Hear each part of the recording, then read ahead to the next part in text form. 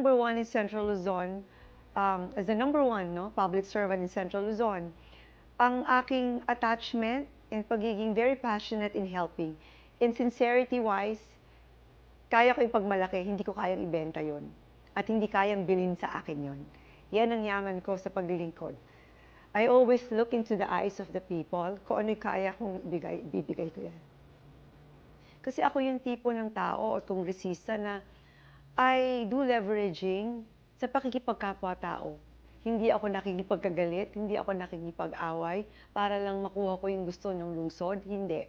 Ang ginagawa ko ay pakikipag-usap. Kagaya din nung nagnenegosyo ako. Because one of my number one skill is public relations.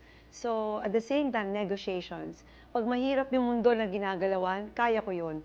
Pagka madali ang ginagalawan, medyo parang bago sa akin.